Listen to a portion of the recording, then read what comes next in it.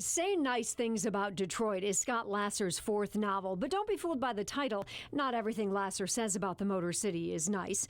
In fact, there's a double murder on page 1 that happens just north of Greektown. I tried to write an honest book about Detroit, so I wasn't trying to sugarcoat anything. The main character, David Halpert, grew up in Detroit, but moves to Colorado, much like the book's author. The story is about David's move back to the D.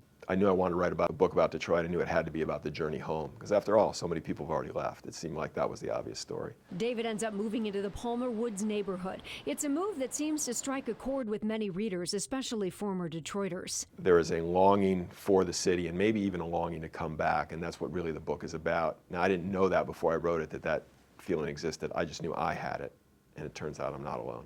Within the pages of Lasser's novel, there is romance, suspense, tragedy, and issues of race. And so I have this character in the book who's half white, half black, and I just felt that was the way into the story. Throughout the book, the spirit and streets of Detroit become an important character. It's a character Lasser understands because he still considers Detroit home. It's the only place that's home for me. I think that where you are your first 18 years is really where you're from. And I've found very few people, and especially no writers, who think otherwise. It's that formative experience, I think, that shapes you. And it shapes this book that Lasser says could not have been set anyplace else.